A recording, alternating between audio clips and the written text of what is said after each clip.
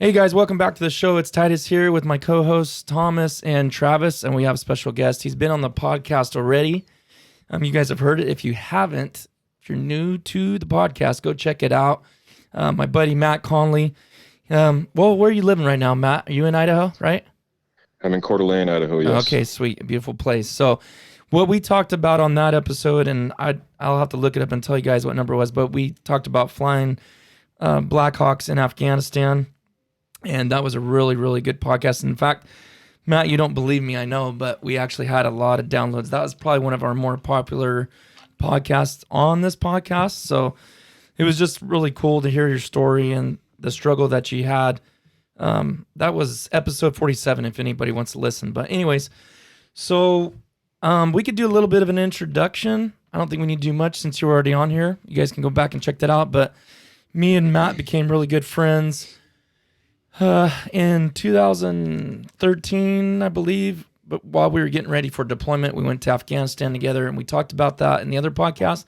But today, Matt was also a city cop in Minnesota, and he has some bizarre, crazy stories, and I told him he has to come back on to tell everybody and share it. So, Matt, why don't you first just introduce yourself, and you already said where you're from, and then let's roll right into when you were in training. Kind of start there. Yeah, sure. Like Titus said, Matt Conley.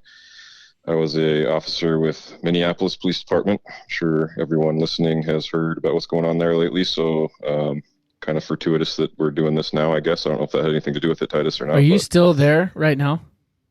I'm not there, but I have been in contact with a lot of my ex-partners and people I went through the academy with and friends since. How long have you been out of the police? I left Minneapolis PD in October of 2019, so wow, what, eight months ago? Yeah, not that long ago.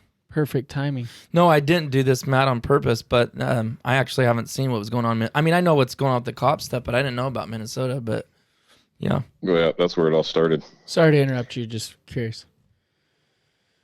Yeah, no, go ahead. No, you're good. Go ahead. He was just saying he's sorry for cutting you off there for a second. But. Oh, yeah, no, Minneapolis is where, I mean, our current climate began, a month and a half, 2 months ago now? Oh, that's right, yeah. Yeah.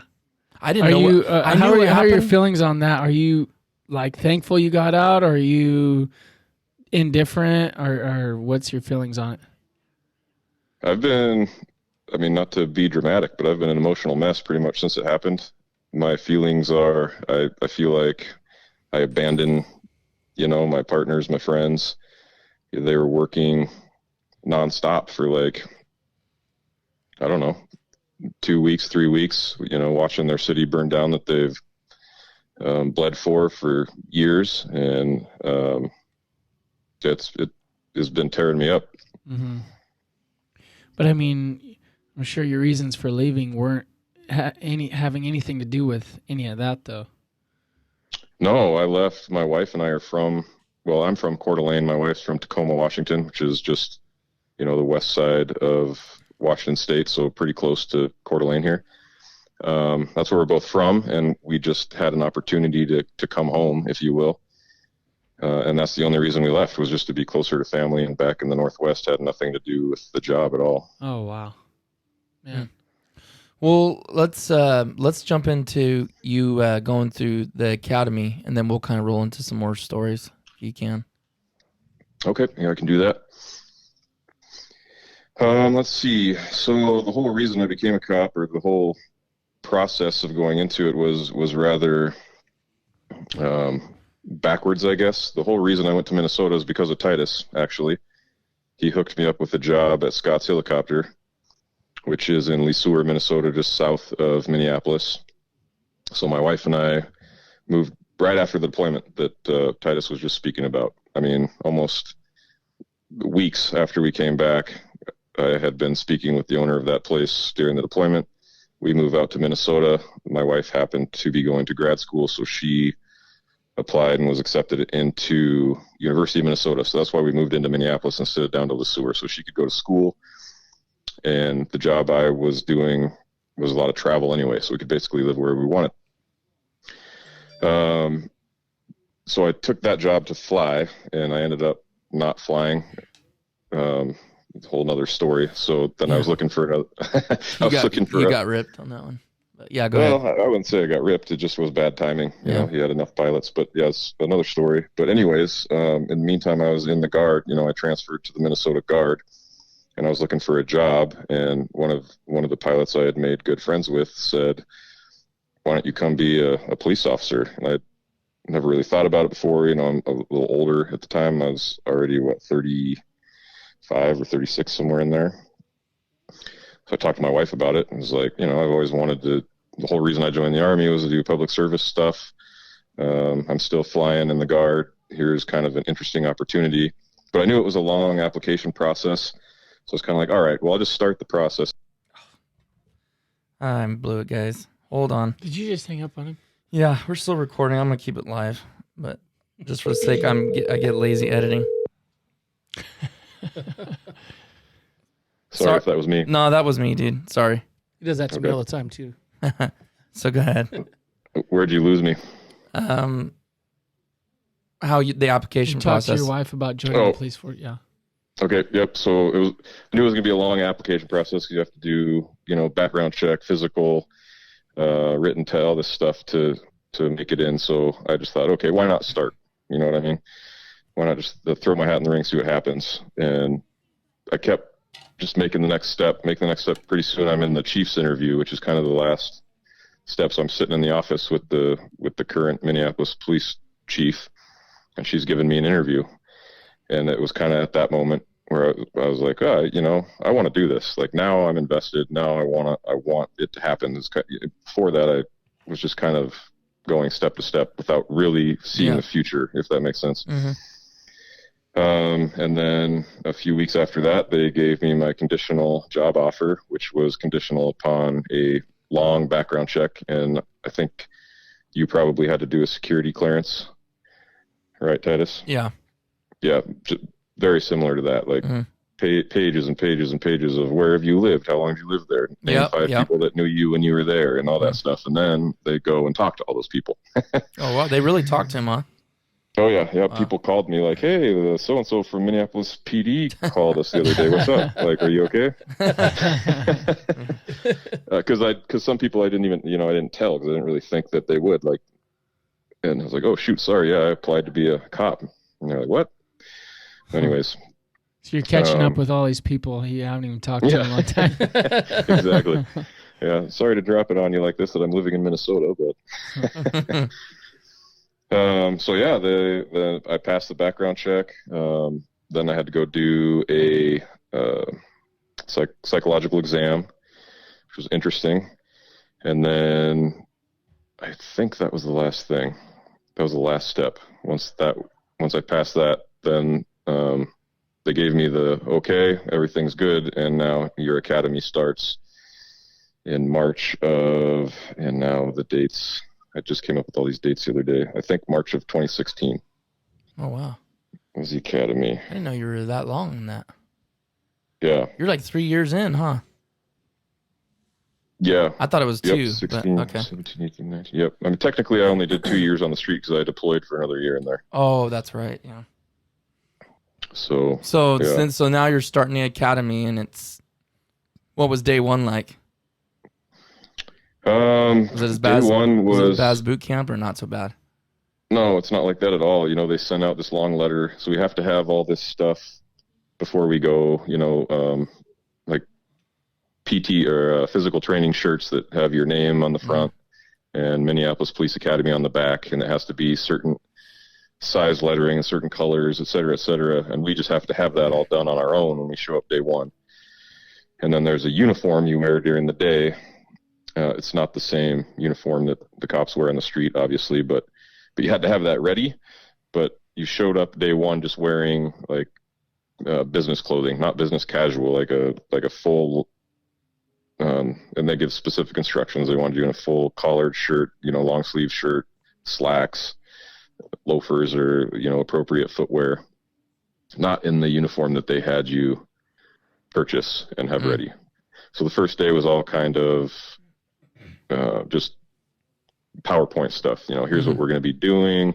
Here's how we, you know, expect you to act. Because people going in there, that, you know, it's I don't want to say military, but loosely based on the military. You know, when you say yes sir or yes sir, yes ma'am, you know, they just teach you how to speak when you're talking to either instructors or just people that happen to be in the academy area, because the academy's held just in a Minneapolis PD building, and so there's lots of just regular cops that have nothing to do with the academy going through there. There's civilians in there because that's where they run their Minneapolis PD does like a sports program with the community. That's where they run their sports program out of. So there's a lot of non-academy affiliated folks in there. So they just tell you how to deal with all that, and you know what they expect from you, and just a big outline of the coursework and when you graduate and what happens after you graduate and all that stuff. So that was day one. Day two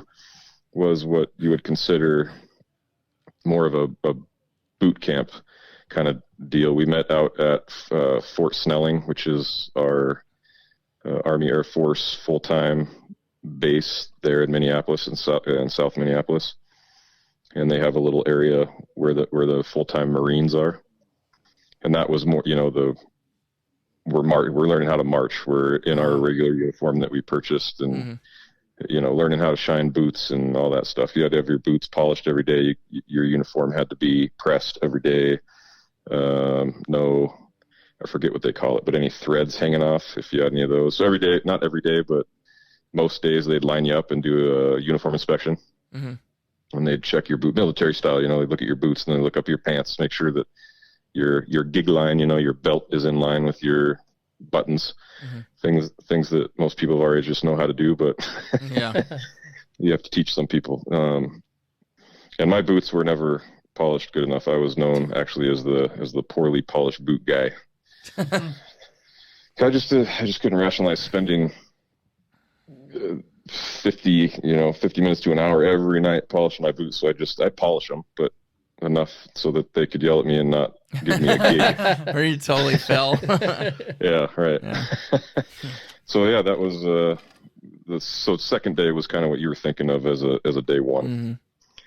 And then how it was for me was I was what was considered a cadet, so I had no law enforcement background. So in Minnesota you have to have a college degree to become a police officer. Oh wow. So a cadet, me, has a degree but not in law enforcement and no law enforcement background. So it was a little longer course, and we had to go through a local junior college to obtain that specific law enforcement degree. So the first quarter or half, I don't remember exactly how long, we spent 3 days a week at a college going through their law enforcement coursework. And then the other 2 days of the week, we'd be at Minneapolis's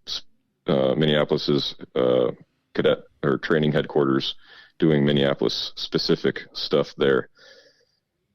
And a lot of it was coursework. A lot of it was, once we had the courses out of the way and had an idea of what law enforcement was about, then we started doing scenarios.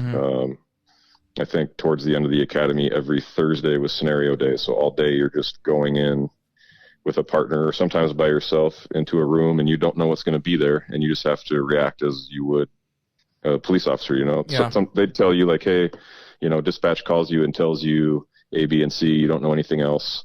Go down to room 102. You'd walk into room 102, and boom, scenario hits, right? Yeah. So, that was a constant thing we had to do. Did you find those hard or difficult? Yeah, I did, because I'm not a good performer, I guess. I'm not, you know what I mean? Like, I don't do well, and I know people are watching me and critiquing me, and it felt a little bit like acting. Oh, you know, and gotcha. You don't, especially when you don't know exactly how they want you to react, and they debrief you every time afterwards, and you're gonna screw up. They want you to screw up, but I hate screwing up, you know. They want you to learn something. Yep, exactly. Yeah, you feel like you did better, you know, not in the testing room, but like real life situations? At first, no, but eventually, yes, because you can just kind of be yourself. You know, And that's funny too, because we started wearing cameras. That was kind of new when I graduated the academy. So really, you're being watched all the time because everything you do is on camera. But for some reason, that didn't mess with me mentally, like having teachers in the classroom evaluate me did. Yeah. Even though it's really the same thing, if not worse, because now everything on my camera can be shown to the public when I screw up. Right. Yeah, that's crazy. So the whole academy culminated months later. So it was about 6 months, in November. It culminated with just a week of, they call it, what'd they call it? I don't remember. It had a name, but anyway, it's just, you go in the afternoon, actually show up at 4. So it's like going on an afternoon shift of being a real cop. And now they have you wearing your real uniform, your, bulletproof vest, everything, full belt. And it's just 10 hours of scenarios for 4 days. And then on the 5th day is graduation. If you make it through that. So was there a lot of running and a lot of PT? During the regular academy, we PT'd, except for the 3 days we were at the junior college. Those days, sometimes we'd PT in the afternoon. Like if a teacher said someone showed up without a uniform or someone was late or, something like that, then they'd Capital come punishment. And, quote unquote, smoke us at the end of the day. But like actual designed PT, we did on the 2 days of the Minneapolis Pacific Academy. And then once we were done with the junior college, which is Hennepin Tech, once we were done with that, then we PT'd at least 4 days a week in the morning, depending on what was going on. Was it 7 days a week, Matt, or 5, 6? What was 5 days a week in Minneapolis, so you went home every night. Oh, nice. That's good. Yeah. But you were really studying your rear end off, probably pretty much, right?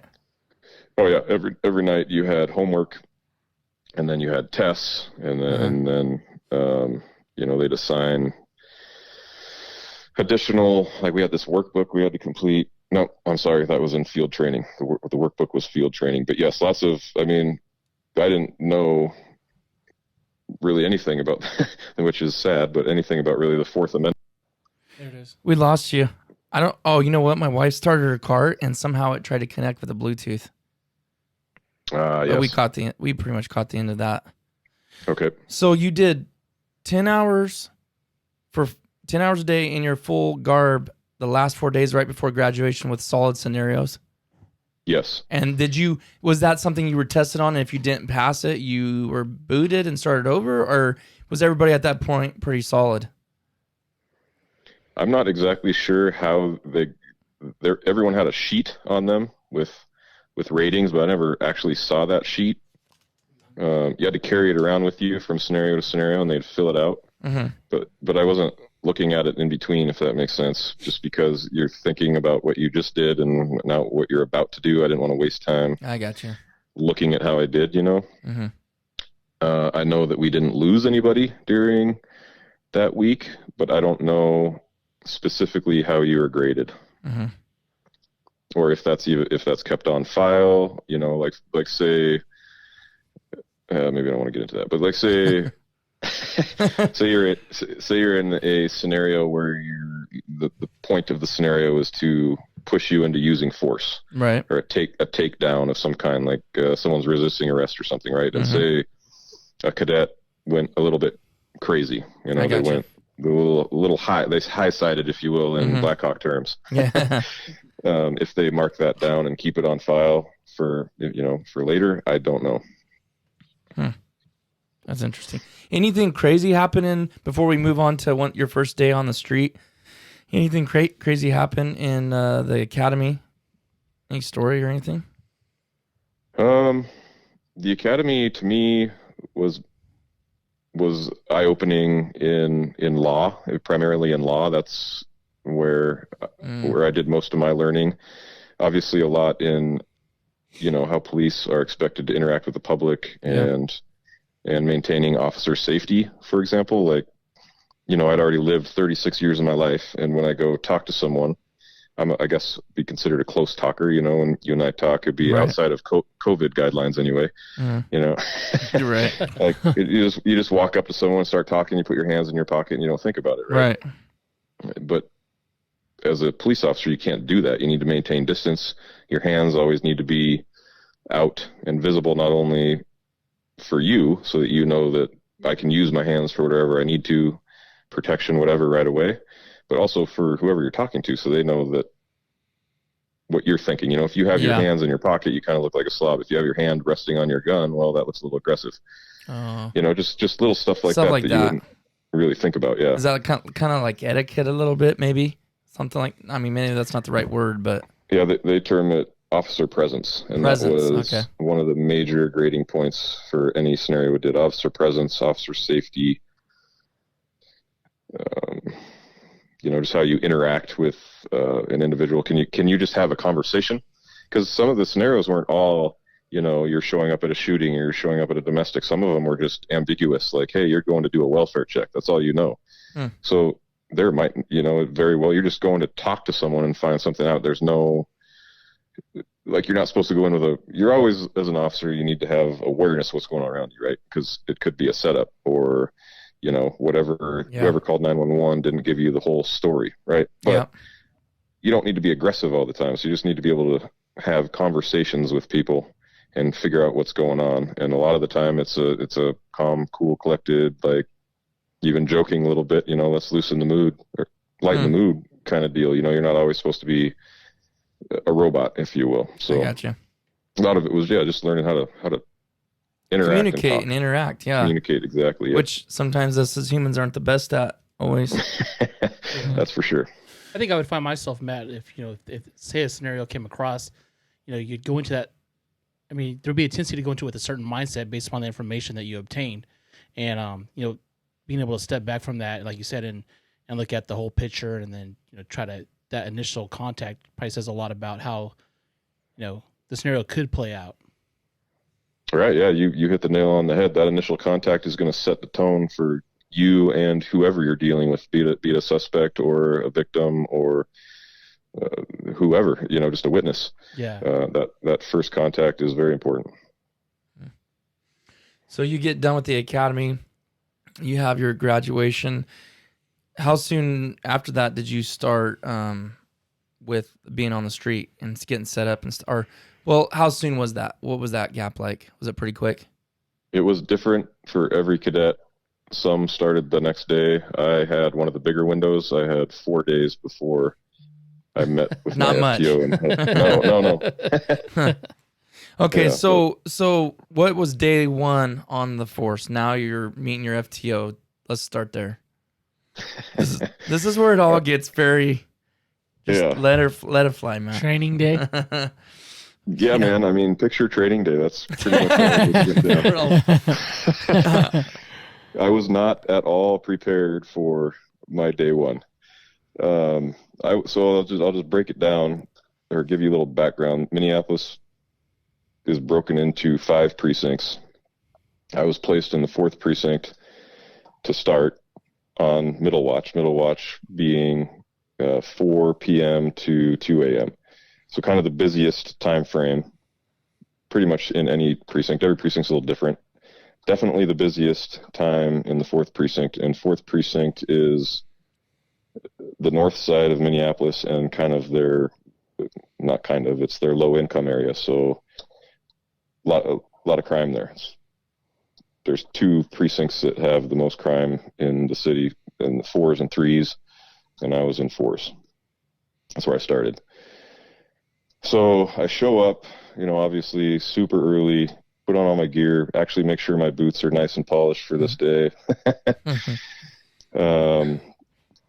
You know, looking sharp, new haircut, etc. I go into roll call. Every day starts with roll call, and I sit down, and I was told, luckily, someone told me that the recruits, so now I'm considered a recruit, not a cadet anymore, or a boot, they call you, sit at the front table and roll call. You know, and you just sit there and you don't talk unless spoken to, kind of thing. So I sit down, and I think I was the only recruit on that night. Usually there's a couple, so you at least have a buffer. So someone else they can mess with, right? But I think it was just me. And so the sergeant comes in, and he just starts a normal roll call, like nothing, like just a normal night. And I was like, cool, they're not going to mess with me, right? And then he calls my name, and he's looking around the room, pretending, like, where are you, where are you? And I raise my hand, here, sir. I think I actually stood up. I don't remember exactly. Here I am. But, you know, starts asking me a bunch of questions, tell me about yourself. And no one wants to hear about the recruit, you know, so I'm trying to keep it, you know, short, sweet, to the point. You know, just graduated, here I am, you know, excited about my first night, that kind of thing. And then just kind of some other cops have some comments about, you know, background or, you know, city, you know how they are. They're just messing with you, similar to military stuff. And so I sit back, I did stand up. I sit back down, and he tells me who my field training officer is going to be, my FTO. And I look back, and of course it's the meanest looking dude in the room. Do you know now, do certain guys request to be training officers, or does it put them in a bad mood to even have to do it?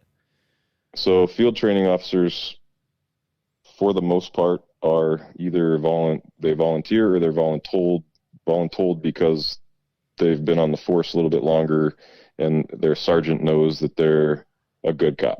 Mm-hmm. The sergeant knows that they're going to pass on good techniques, because being a police officer, you're on your own, man. You know, you're just out there doing your own thing. If you can write as many tickets or shoot your gun as many times as you want, as long as you can justify it, right? So they want guys that are going to pass on good habits, you know, good officer safety, good officer presence.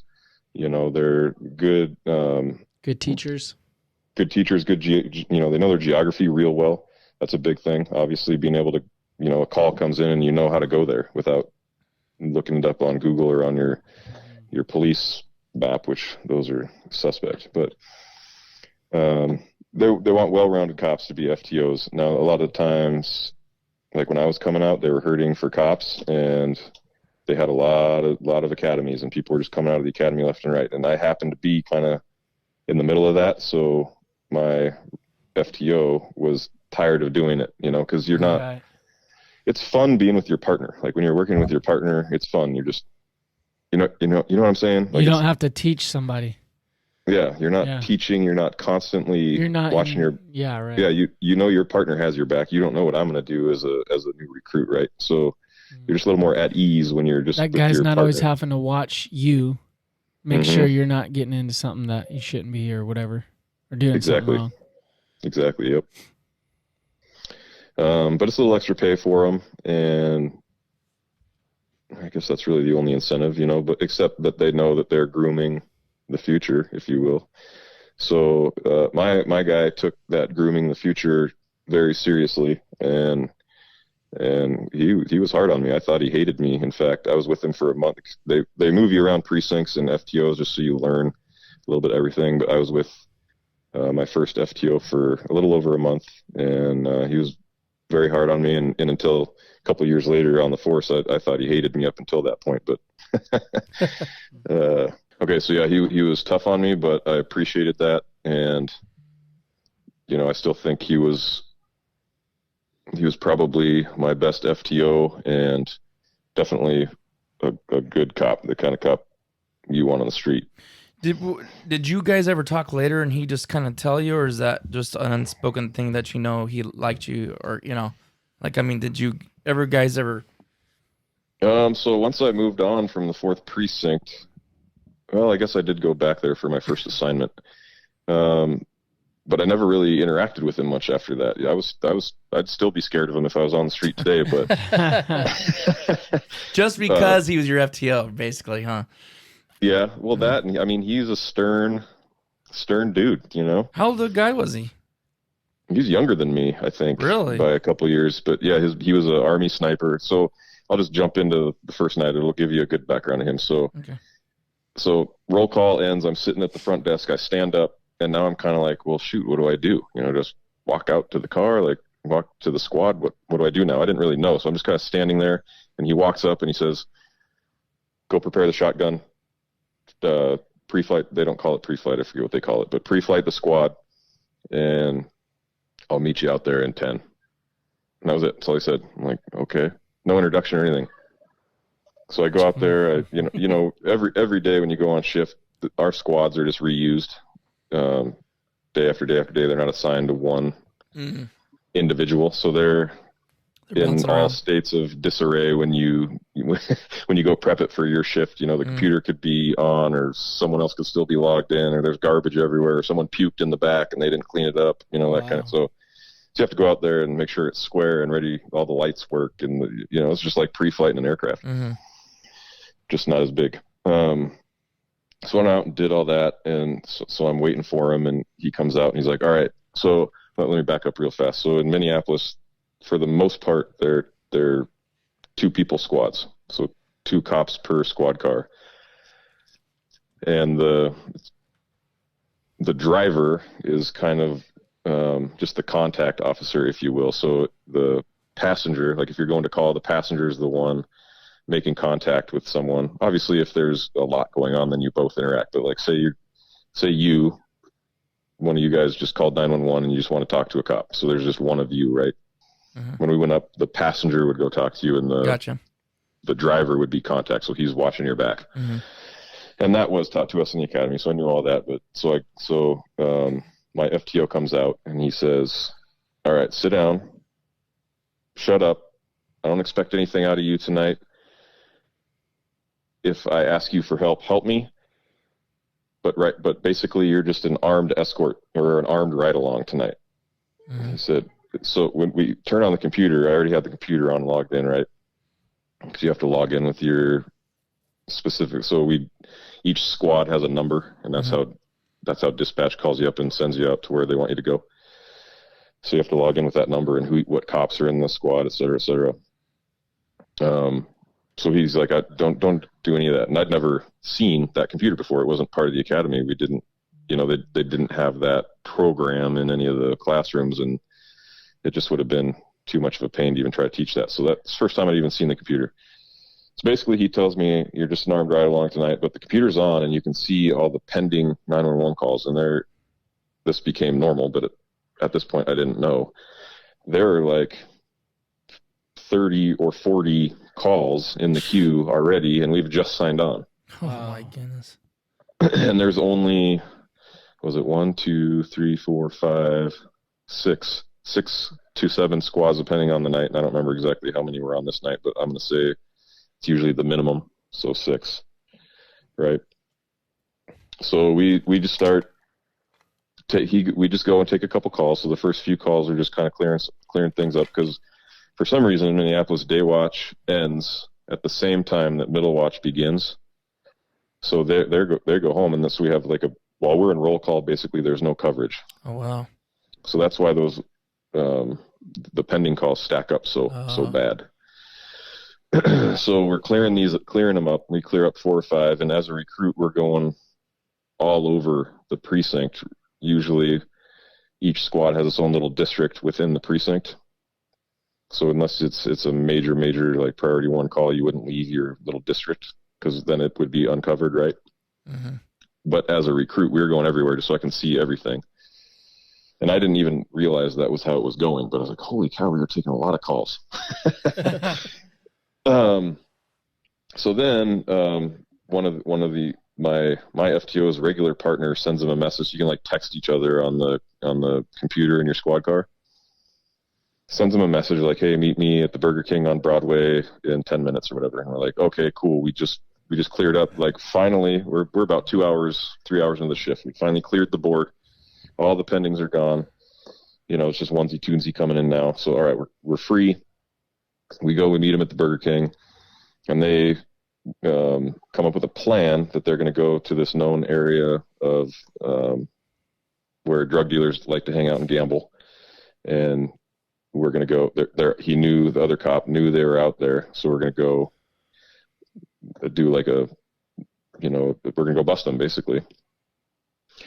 So I'm like, okay, like I'm listening to their whole. So we had my squad, so me and my FTO's normal partner and his now new partner, and then a third squad. So 6 total cops, 3 squad cars, and they come up with basically, like a quick sand table, if you will. How it would be in the military, a quick sand table of how we're going to go execute this shakedown, basically, right? So my head's spinning, like, because they're just blah, blah, blah, blah, blah, blah, blah, blah, blah, blah, blah. Like, I'm like, oh, wait, what? And then off we go. And he has me driving at this point. So he's kind of telling me where to go. I had to have studied my geography, so I have an idea, but, it's coming so hot and heavy, like, my head is seriously spinning. So he'd have to, like, take it right here, kind of deal. So he's kind of talking me in. We were going to go to one of the intersections, and the other two were going to go to two different intersections. So we had them surrounded, basically. So we show up, and sure enough, here are these guys. They're shooting dice on the side of the street. And as soon as they see us, they go to run. And instinct just kind of kicked in. I chased one down. Once I caught him, I kind of grabbed him from behind. He just kind of gave up. So I put him in handcuffs, and everyone's running. So pretty soon we all come back together, and we all have handcuffed a couple guys, and some just stayed put, just stayed sitting there. And those are the ones you have to watch out for, by the way. But so we come back together to the central location, and we have a few guys handcuffed. Okay, and so, but now that I've chased and caught a guy, I don't really know what to do with the guy I have in custody. Got one. Yeah, I'm all excited, and I'm like, oh shoot! Like, legally, why did I do that? Right? Like, I don't know that I can't arrest him. Like, I have no reason to. Anyway, so my FTO tells me to put him in the back of our squad, and he's going to go around and do interviews. He's like, just stay put with this guy and watch him. And there's all these protocols when you have someone in custody you have to have, and this was before we had body cameras. That didn't come out until like a month into my FTO, I don't think. So we have to have the squad camera on and audio on and all these things, so that now if we do anything inappropriate, it's caught on camera. If they do anything inappropriate, it's caught on camera, right? So I'm staying with this guy, and the other cops are, shaking these guys down and searching cars, and there's money and cell phones, and I think a couple guns. And then he comes back over. He's like, "Hey, go look in this yard." I think they stashed a couple guns. And let me back up and say that in Minneapolis, it's illegal to have a gun on your person without a permit. It's not an open carry state or city. So I searched, I didn't find one, but the other cops found a couple guns. So now we have guns, we have drugs, we have money, we have phones, and I'm just like, wow, what just happened, and why? And so anyway, I go back to the squad, and now we have a big issue to figure out, right? So because anytime you arrest anyone, you have to write a report, you have to enter things into evidence. So we're doing all these things. Well, they are. I'm just kind of staying with my guy, kind of like trying to figure out what's going on. So I go back with my guy, and he's like, "Hey man, I have to pee." And I was like, "Oh man, this is something I never thought of when I was in the academy. What do you do when you have someone in custody and he's got to pee?" So I go up to my FTO, and I ask him, he's like, you're bugging me with this? Like leave me alone. I don't care. Yeah. Right. So basically we don't care. Like, you're right. This dude is suspect of doing some kind of major crime. We can't just let him out of cuffs and go pee in the fence line, right? Or go into someone's house. So these things that you'd think I'd know were just kind of hitting me as we went, So anyway, they clear everything up. We end up taking this guy to jail because he had drugs and a gun on him. And the whole reason they did the whole roundup to begin with is because he was on what we called the daily information brief, which I didn't know what that was at the time. But for what was assault 2 for, I think it was a stabbing. So he's going to jail. But this specific call took over an hour and a half, and he pisses himself in the back of the squad on the way down to jail. On the way to jail, just kind of a funny side note, you have to log into the jail's website to fill out all the information, like his name, his address, birth date. What are you arresting him for? What statute are you arresting him for? In a quick little write-up as to why. And that has to be all filled out and submitted to the deputy, which you can do all electronically, but submitted because the county, Hennepin County, runs our jail. So it's run by deputies, not Minneapolis Police. Mm-hmm. So that has to all be submitted electronically before we show up at jail for them to even let us in the door, basically. I didn't know that. I had no idea. So now he's driving again. He wants me to log in. I don't have a login to the Hennepin County e-booking is what they called it. I didn't have, never even heard of it. I didn't have a login for it. So he's all pissed off because now we have these guys. We're trying to take them to jail. We have to book evidence into the evidence room, which is at City Hall. And now the calls are pending up again because we were involved in this for an hour and a half, 2 hours. So now calls are just pending like crazy again. So he's all fired up. I can't log in. He's yelling at me. We're driving. I'm typing. He jerks the car to the side of the road, says, "You drive. I'll figure this out." So I go back over. I start driving. Well, I don't know where the jail is.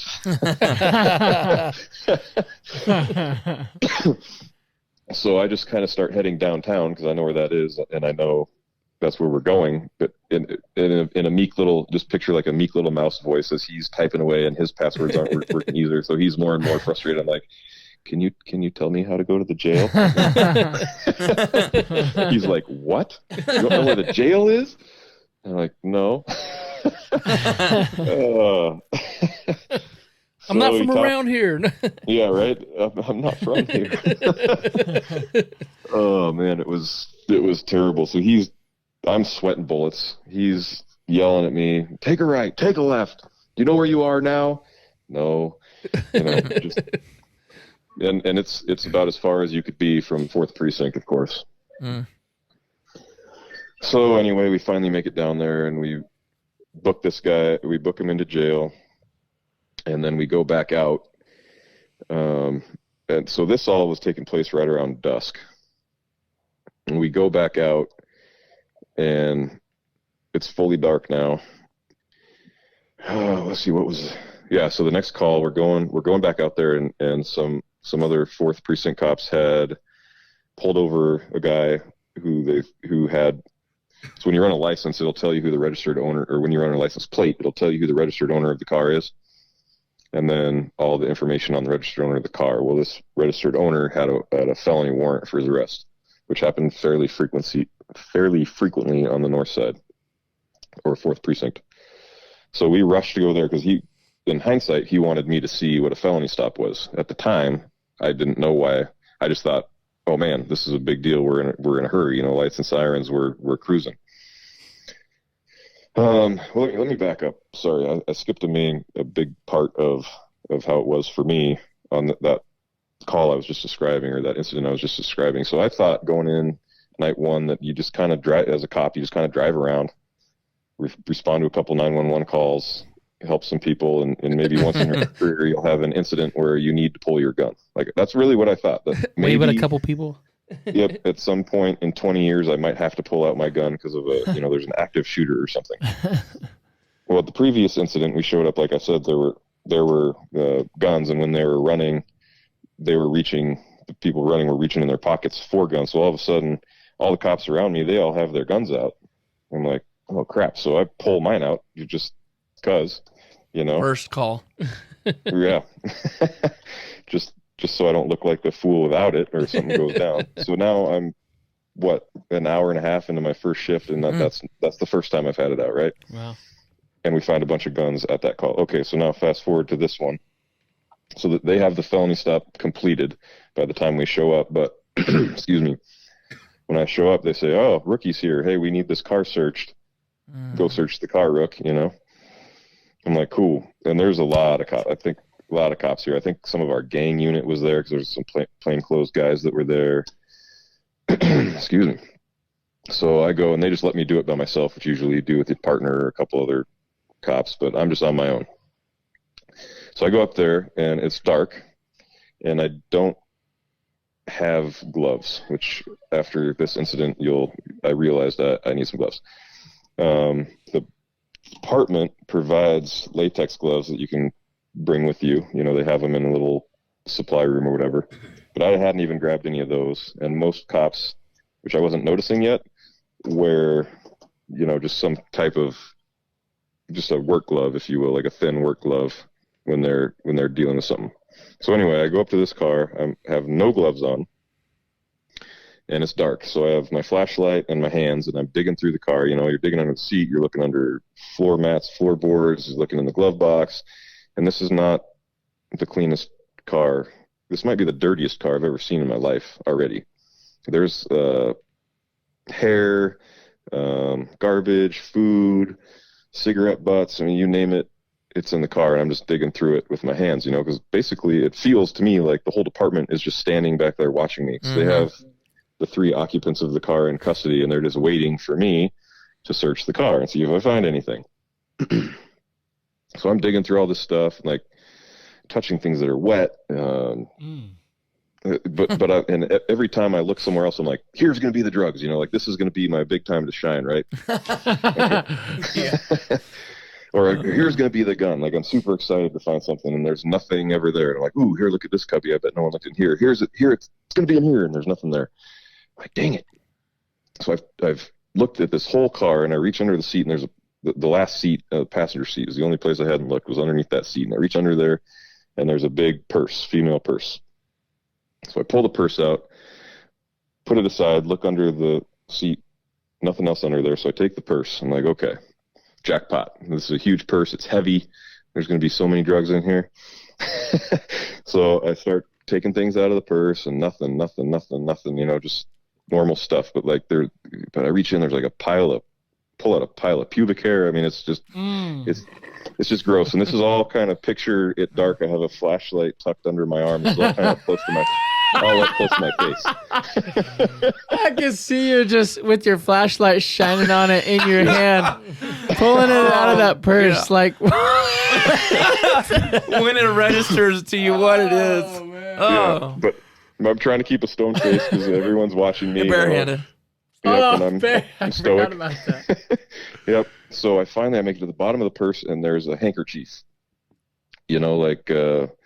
Like in the Wild West, they'd wear around to their face like a bandana, or you see now with the COVID stuff. I'm like, all right, now if there's going to be drugs, it's going to be wrapped in a bandana at the bottom of a purse, right? So I pull the bandana up. I have it inches from my face. Flashlight's kind of slipping under my arm, so I have to have it a little bit closer, because I've been searching this whole purse. I'm holding it up next to my face. I start unfolding it, and I notice a big red, so it's green bandana, and there's a big red spot as I unfold, which I am realizing that it's blood. Oh my God. And I open, yep, and that's where I am, but I'm trying to be stay tough. cool. So I open it the rest of the way. I mean, seriously, guys, inches from my face, I'm holding this thing now, and there's a female pleasure toy. Oh God! Wrapped in the blood-soaked bandana. No drugs. No contraband of any kind. But I am now holding this device in my bare hands, inches from my face. Dude. What was going through your mind at that moment? Why did I pick this job? Well, like, where's the gloves? The noise that you just made was like I was feeling that in my gut, and I was trying to hold it in and not throw up and just ruin my career on night one.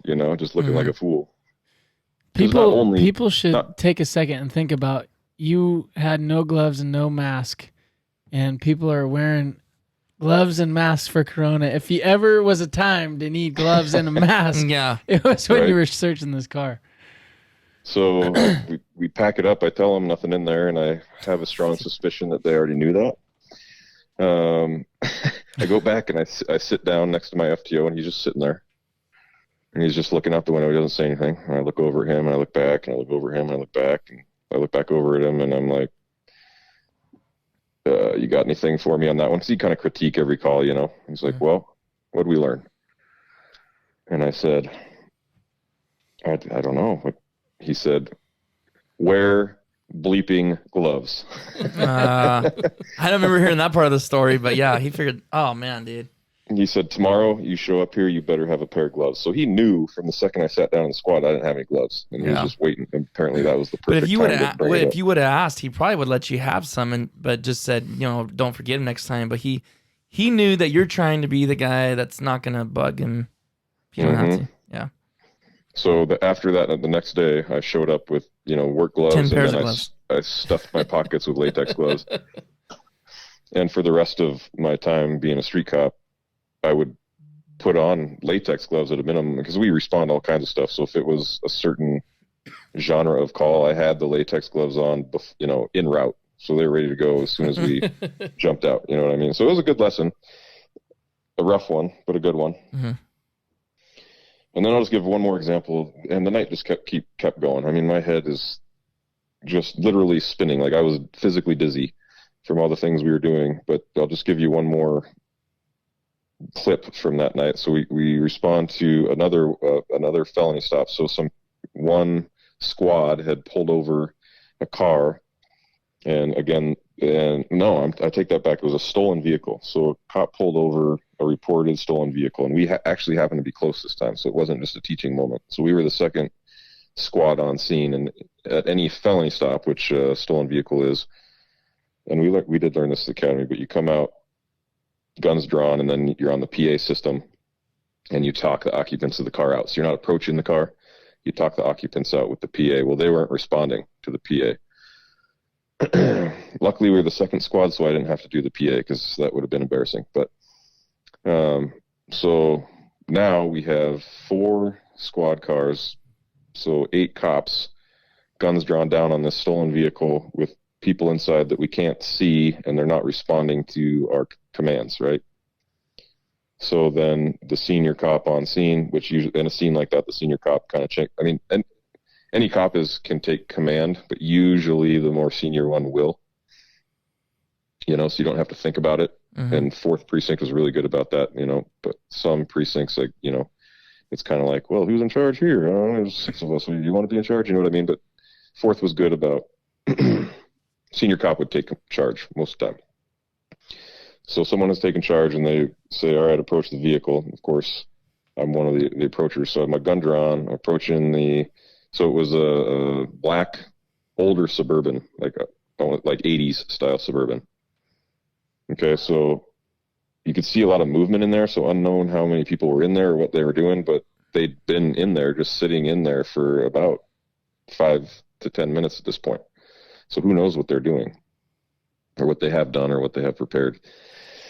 So we're approaching. I think they had 4 of us approach, 2 from my side, so I was on the driver's side, and 2 from the passenger side. And we're not sneaking, I know we're there, but walking up slowly. So we're in an alley, if you can picture an alley, and there's fences to homes on both sides of us, kind of like just little city block homes, if you will.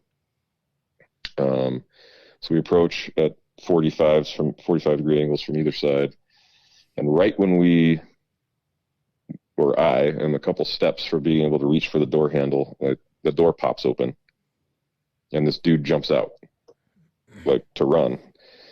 But I'm close enough. Like I said, I could reach out. I was about to reach out and grab the handle and open it, so I'm pretty close. So he's by me quickly with this step out of the car, right? The cop behind me had enough time to kind of lunge and knock him off kilter. And then that gave cops that were still behind the line, if you will, back with the squad cars, times to run out and catch him because he was going to try to jump the gate and go into one of these backyards.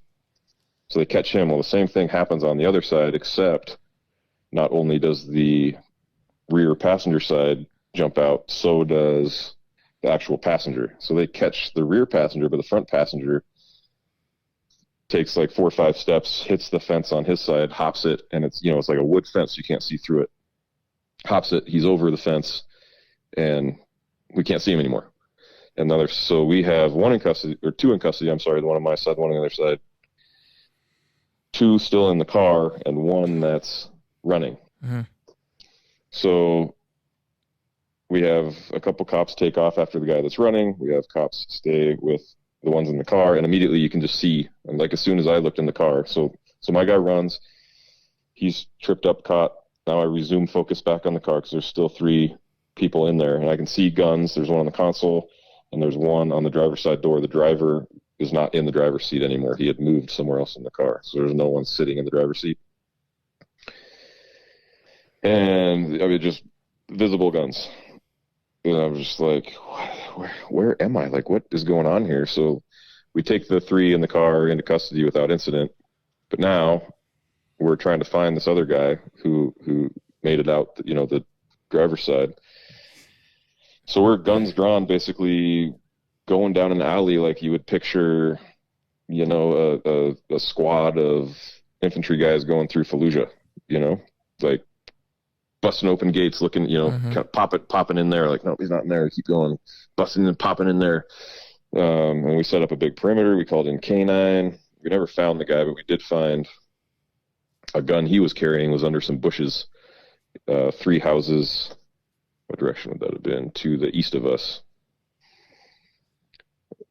And yeah, I mean, that was pretty, the whole night was like that. You know, it was just blown away. How many times did you draw your gun that first night? 6. 6 times. Wow. Yeah, I mean, there were in a lot of these type of calls would happen. North Minneapolis has what's called Shot Spotter.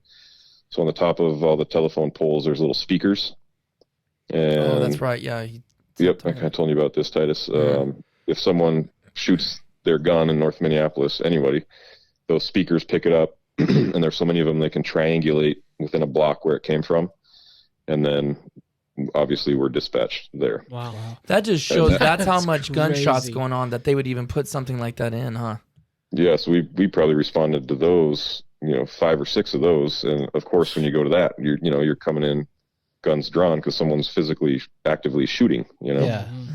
What's bad too is, I mean, every situation that sounds like that you described that you were in, there was a potential for someone to use their gun against you, you know, and you never know when that situation is, and so you have to be on edge at all times, right? But it's a split decision that you're gonna have to make whether or not to use force or not, and I don't think people really understand that sometimes. No, and I didn't.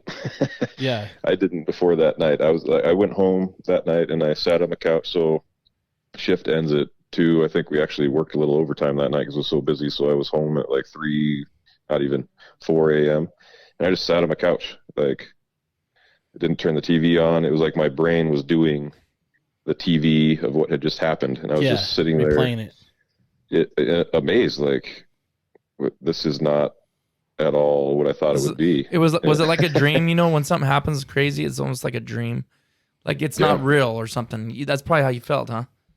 Yeah, and I was telling my wife the next day some of the stuff, and she was just like, "Wow, I had no idea." And my wife, I'm her second marriage. She was married to a cop before me in Tacoma, and she's like, he never told me any stories like that. And I was like, really? Minneapolis is one of the craziest places to police. I had no idea. Going back the second night, was there some trepidation? Was there like, do I really want to do this? What was your feelings going into that second night? So second night was a mixture of excitement because part of the reason I guess I'd never even thought about being a police officer before was because of that mindset of it's boring, like most nights you're just kind of ride around and talk to some people and maybe find a stolen car or something, but I just didn't know the extent of what you did, and so I guess that's why I'd never really thought about it before. So after having the night I did on training day, I was like, this is more dangerous than I thought, but wow, it's more exciting too, Mm-hmm. This adrenaline rush. That was actually pretty fun. Mm-hmm. Once I figure it all out, like now, obviously there's a lot of nerves because I have nothing figured out, and I have a long way to go. And, like I'm performing for my field training officer every night. I didn't know if you'd want me back after the first night, So I was nervous. It was a threefold feeling. I was excited because, wow, this is pretty fun. This is pretty cool. Like you said, it's an adrenaline rush. I was nervous to have a similar night with my FTO. So now he's going to expect me to have gloves be on. better. But yeah, have gloves on and be better though, right? Yeah. And how am I going to be better after one night? So I was nervous about that, and then nervous about, obviously having another night like that where, my actions put everyone's life in danger depending on what I do, So it was kind of harrowing in that regard.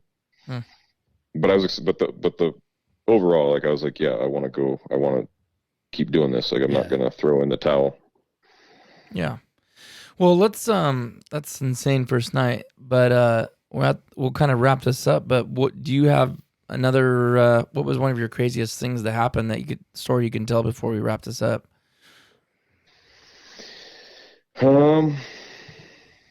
That's a tough question. Too many, huh? Yeah.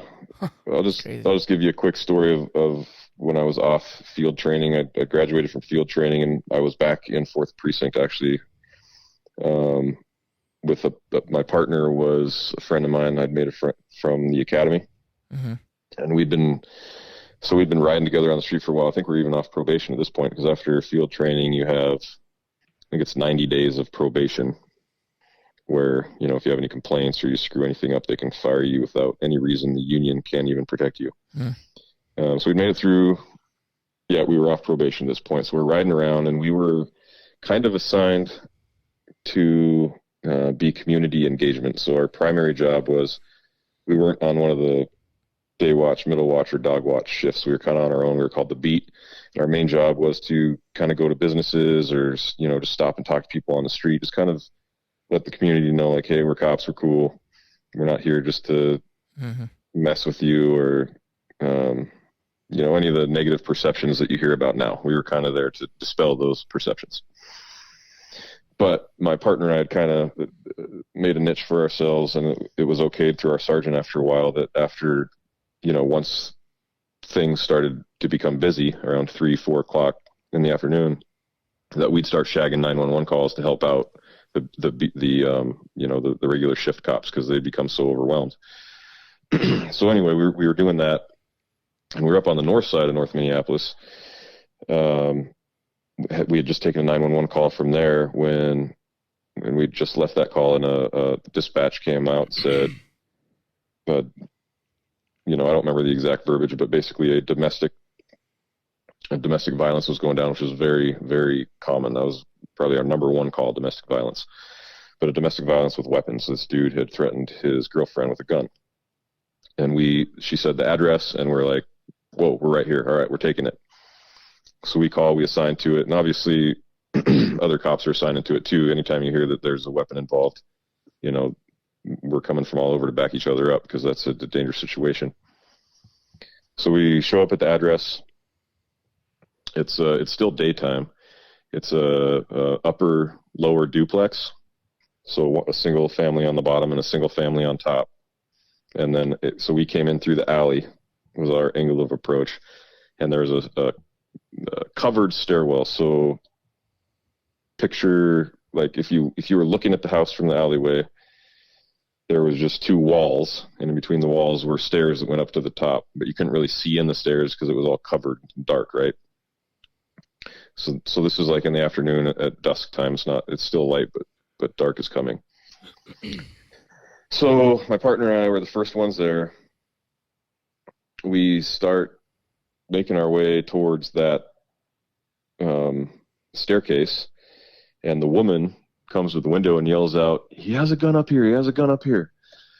So we can't just go knock on the door now, right? Now it's a whole different situation. So we report that over the radio, and so now more cops come. Well, our gang unit, their plainclothes unit, they show up because they carry long guns, like M4 style weapons, and we don't. Some street cops do, but our squad didn't have one, which is nice to have when someone might be shooting at you. So we hold back. We wait for more cops to show up. We surround the whole house, and we're kind of yelling up at him to come out, yelling up at the house for the guy to come out. And we can hear him like running back and forth up there from outside, like stop, like looking for a way out, right? And she's kind of screaming, but we don't hear any gunshots, so we don't have any reason to like go breach. We're trying to keep us safe and her safe. If we go busting in there, who knows what he's going to do,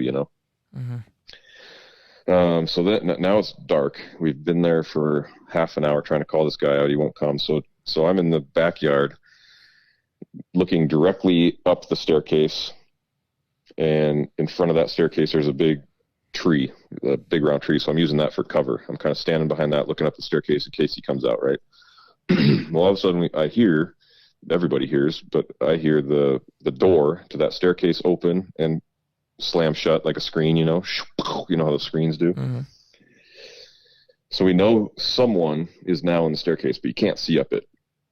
Even with a flashlight, you can only see the first 3 stairs. But we had our flashlights off because we don't want to illuminate ourselves either. So I hear a step, and then the unmistakable rack of a handgun, a semi-automatic handgun. Unmistakable, right? Mm. So I yell out, "Gun, gun, gun! He's in the stairway!" And then you just hear, like cops echo that, and everyone's like, it just amps up the situation. But I'm looking directly at this stairway. So just to give you insight into what I was thinking, I'd been on for a while at this point. I realize, unlike night one, that I'm going to have my gun out fairly frequently, but I've always been prepared to, but never thought I'd be in a situation where I actually had to shoot someone. But now I realize I'm directly in front of this dude. He might even be able to see me because it's still kind of dusky out. I can't see him. He just racked his gun, so he wants to fight. He wants to shoot it out with us. So I had to plan in my mind, like, all right, if he hits that bottom or stairway, like step, and I see his gun, I'm gonna shoot. So I had that in my head, and I just had my gun drawn on the stairway, just waiting for him to come down. And I heard him take a couple steps, and then all of a sudden you heard the screen door open again. You hear him run through the house, and then you hear all the cops in the front of the house shouting, "He's running, he's running." So he decided not to shoot it out, did a 180, ran out the front, and nobody caught him. Nobody caught the guy. He just ran out the front, and there was probably 4 or 5 cops out front, and just ran through all of them. Did he not? Did they not chase him, or did they not want to mess with him because he had a gun? No, they chased him. He dropped it. They saw him come out when he came out the front. He had no gun, and then I actually went up to do the report with the woman who called, like, because anytime there's a domestic, you have to do a full report on it, so that we can put it on that daily information brief I was telling you about. But yeah, I found the gun up there, and there was one in the chamber. It was ready to go. So he realized that if he comes running out with the gun, or without a gun, he could get away, versus if he had a gun, he might get shot. You think that's what he realized? That's probably what he was thinking. Yeah, in hindsight, I'd never thought about it that way, but yeah, that's probably true. Like, if I come out blazing with the gun, they're going to shoot me. If I don't have anything in my hands, they're going to be in trouble for shooting me. Exactly. Yeah, that's probably exactly what he was thinking, but I never thought about that. But yeah. Which, you in that situation, calling out the gun, and him knowing now you guys are back there too, he just was like, I don't want to mess with, I wonder what it made him. He racked a gun, so he knew there was something going on. I think he wanted to fight. I think he took, and like I said, I could hear him take a couple steps, and I think he could see out. And behind me was, like I said, our gang squad and they looked SWAT-y, I guess, in appearance, just kind of plain clothes with the black body armor on and M4s. He probably saw them and was like, well, I might take 1 or 2, but I'm losing this battle, so. Well, man, I don't feel like we even scratched the surface. You're just going to have to come on and do a part 2. We'll get right into more stories, but I appreciate you taking your evening to come on here and share with us kind of what goes on, and I'd like to hear a little bit more about your thoughts, like we were talking about before the podcast, with everything that's going on. I just want to say I appreciate your service, in the military, but I appreciate your service here because it's a whole nother. Very much so. It's one thing doing what we do in the military, but it's like you guys are constantly under scrutiny, and seems like a bad time to be a cop right now. It's not the best, definitely, depending where you are. So some areas are still very, very cool with their cops. Minneapolis then, and definitely now, was not one of them. Wow. Well, I'll be talking to you soon, dude. But like I said, we got another guest coming on. So again, man, I thank you again. Appreciate your service. I mean, I know we're good friends and buddies, but I do mean that sincerely, like, for what you did and what you're still doing. You're still in, right? I'm still in the military, yes. Yeah. Okay. Well, thanks for coming on, man. Yeah, dude, thanks for having me. I appreciate it. It's always fun talking to you, and thanks for the good questions and good comments. Yeah, I enjoyed it. Me too. All right. Have a good one. All right, man. Talk later. Nice to meet you. Thanks for listening, guys. We'll see you on the next one.